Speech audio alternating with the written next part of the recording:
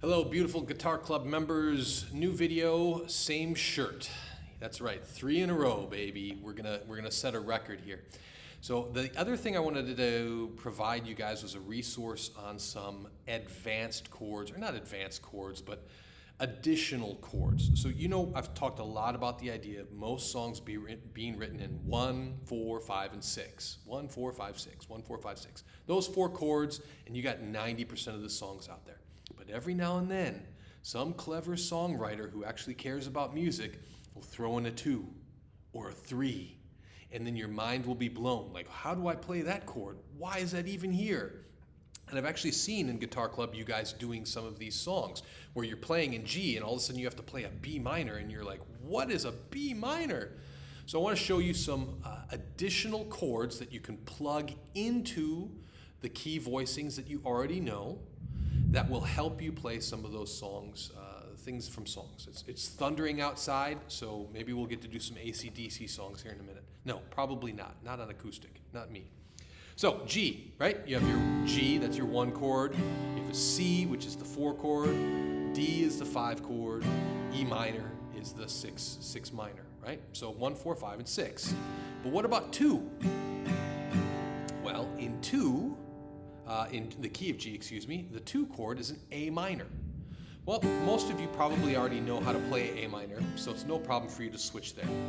And every now and then you'll get a song written in G that includes an A minor. The only trick I might add to that, because remember in G, we're trying to keep that high energy, because you got that constant rhythm, constant droning of these strings here. When you, when you play an A minor, you can actually keep that pinky finger down. Sometimes that makes it sound, keep in the same spirit of the song. That's the only real trick with the A minor. You don't have to do it. Sometimes it doesn't actually work, but it's an extra add-on that you can do to try to keep that energy, depending on the song. Okay, so the A minor. That's the 2. What about the 3? The 3 minor. Nobody wants to do this, right? That's a B minor. Oh, that's disgusting. Or, and if you're really good with your pick, you could just only hit those top 4 strings and do this. Another way to play a B minor, and it's not a B minor, but it sounds a little bit like a B minor, enough like a B minor that when you're in a band or when you're playing with other instrumentalists, it works, is to play it like this. You remember the jumping jacks? E minor, D over F sharp, those fingers coming together? We're going to do something similar to that now, where I'm going to do 3, 3, 2, open, 2, open. You hear that? I generally don't play this low string, so I'll mute it with my thumb. So that will, I think it shares most of the notes with the B minor, and so it fits in really well with that 3 chord if the song calls for it.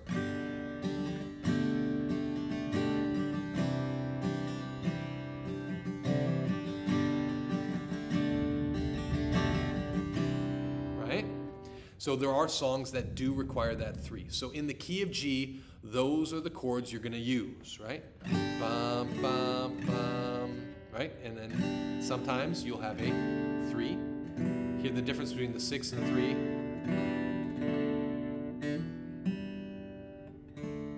Okay? Or that 2 chord. One other chord that I'm going to show you that breaks away from that key of G that we normally play. Normally it's that energetic.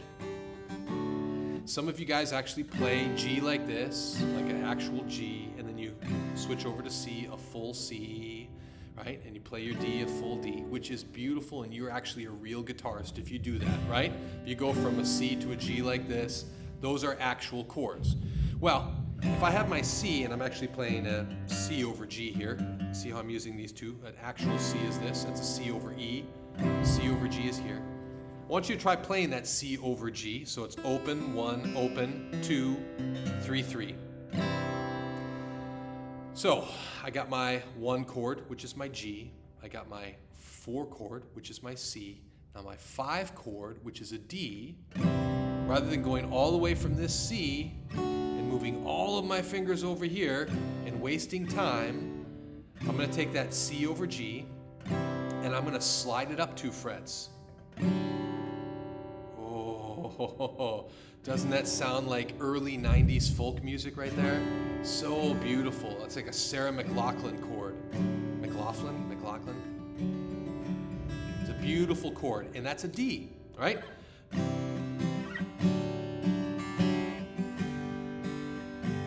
So in that key of C, feel free to keep, or key of G, excuse me, feel free to keep playing that C like that. And if you're going to play your C like this, play your D like this. If you're going to play your C like this, play your D like this. By the way, you notice I'm reaching around with my thumb here to hit that F sharp. I told you guys to do jumping jacks. If you got the hands for it.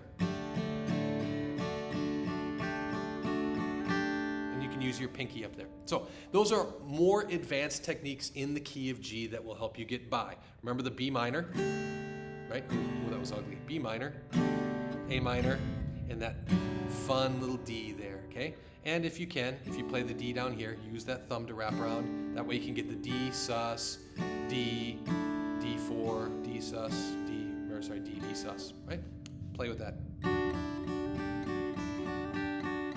It's fun. Okay, now that's the key of G. Let's move on to the key of C. So in the key of C, we have our C, we have our F, that's our 4 chord, we have our G, that's our 5 chord, we have the A minor in at 6, right? So if C is my 1, my 2 chord is going to be a D minor. Remember I told you to play the D up here? That's a D major. So if you're playing in the key of C and you play that D minor like this, people are going to look at you funny. Sometimes it works, but most often they're looking for a D minor. So in this case, a D minor is going to be like that baby D. Well, I'm going to switch these fingers around. I'm going to do 1, 3, 2.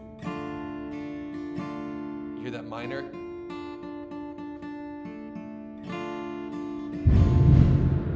Woo! The angels are bowling. So that's a D minor. 1, 3, 2, and I'm ignoring all these bottom strings down here. I'm not going to play those. Got it? That's the 2 minor. What about the 3 minor? Well, C, D, E minor. E minor. Just like that. I wouldn't play in the key of C, I wouldn't play the E minor like that. You can do an E minor 7, which is just picking up that pinky finger. So you have open, 3, open, 2, 2. E minor 7, you'll see a lot in songs, so try that out. Right? But otherwise, one of my favorite songwriters is a guy named Kenny Loggins, and he does that quite a bit with for the A minor to the E minor to the C or the G or whatever, right?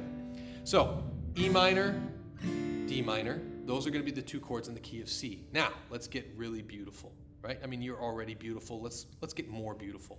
That key of E, you guys remember we learned that key of E. Okay? So there's some other chords in there. If I'm playing in the key of E, E would be my 1 chord. My 2 chord would be, remember I have to go up 2 semitones, so it's not F, that's only 1 semitone, it's F sharp. So normally I would bar it here, but that break takes away from that beautiful sound. So if I take that bar off and I lower this finger, my pointer finger, down to the 2nd fret, so I have open, open, 2, 4, 4, open. Open, open, 2, 4, 4, open. And I try to stay away from that E string. It's a very beautiful sounding chord, right? So if I'm in here,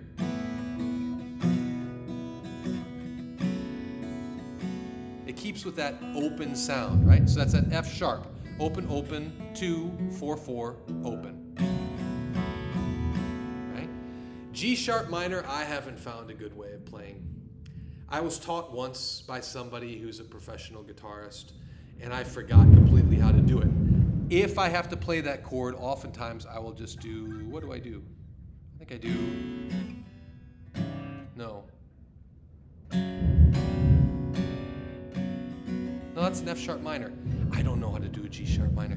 That one, I guess you just have to bar it, or you could try to just play those bottom 3 strings. If you figure it out, you teach me, because I am not a master guitarist.